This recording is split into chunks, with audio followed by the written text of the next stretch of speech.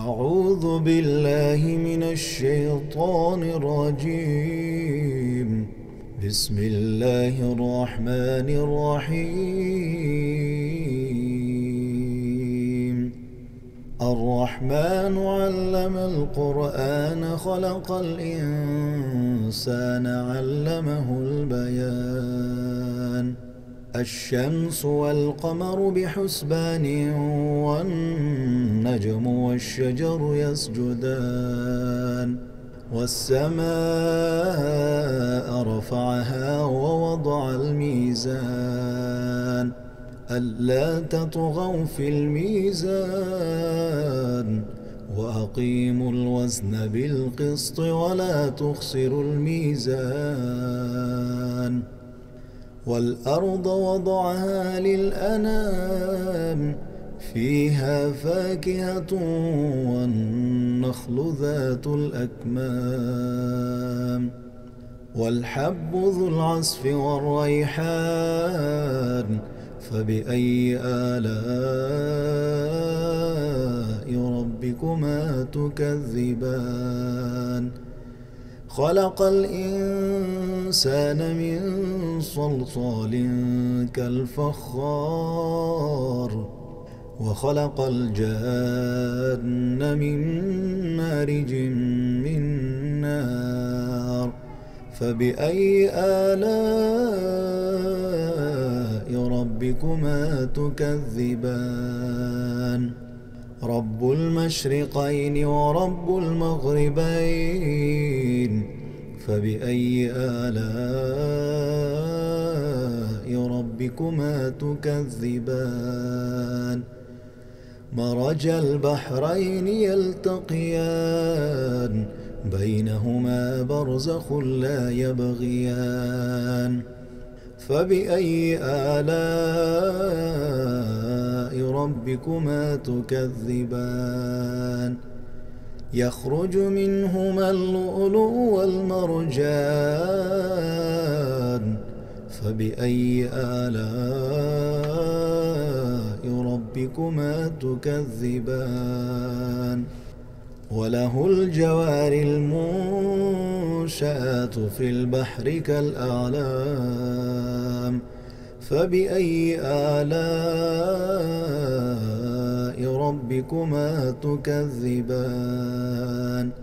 كل من عليها فان ويبقى وجه ربك ذو الجلال والإكرام فبأي آلاء ربكما تكذبان.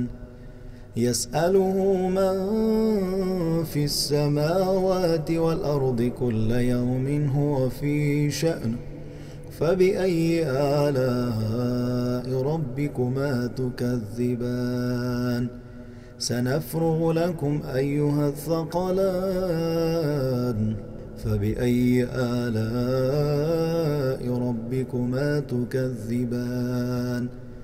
يا معشر الجن والإنس إن استطعتم أن تنفذوا من أقطار السماوات والأرض فانفذوا لا تنفذون إلا بسلطان فبأي آلاء ربكما تكذبان.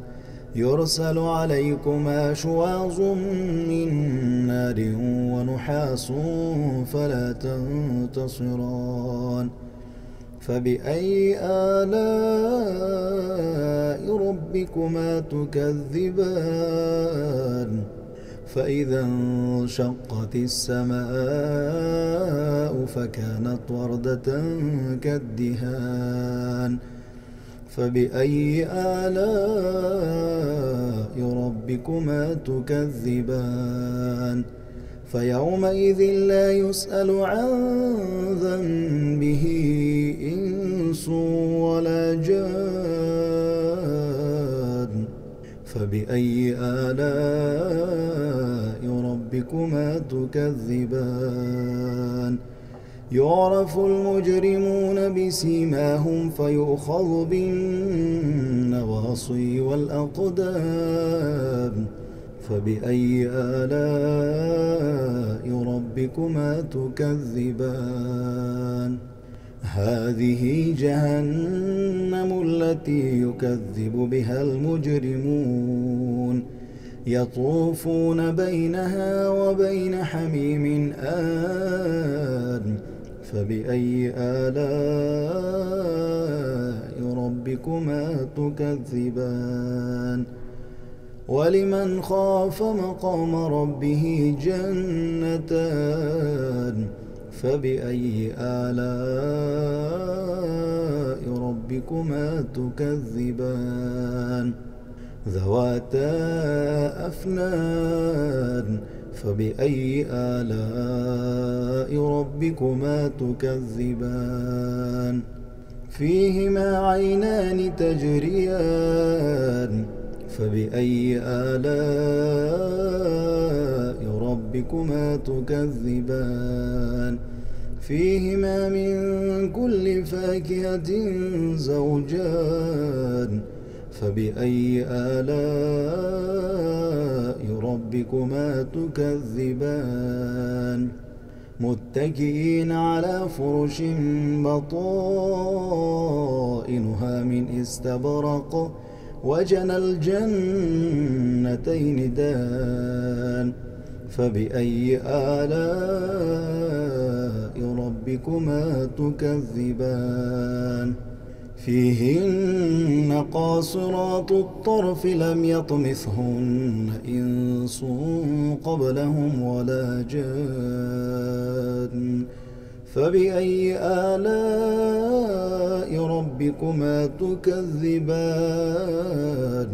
كأنهن الياقوت والمرجان فبأي آلاء ربكما تكذبان هل جزاء الإحسان إلا الإحسان فبأي آلاء ربكما تكذبان ومن دونهما جنتان فبأي آلاء ربكما تكذبان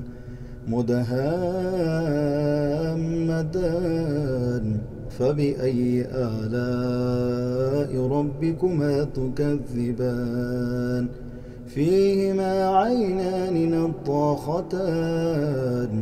فبأي آلاء ربكما تكذبان فيهما فاكهة ونخل ورمان فبأي آلاء ربكما تكذبان فيهن خيرات حسان فبأي آلاء ربكما تكذبان حور مقصورات في الخيام فبأي آلاء ربكما تكذبان لم يطمثهن إنس قبلهم ولا جان فبأي آلاء ربكما تكذبان متكئين على رفرف خضر وعبقري حسان فبأي آلاء ربكما تكذبان تبارك اسم ربك ذي الجلال والإكرام صدق الله العظيم.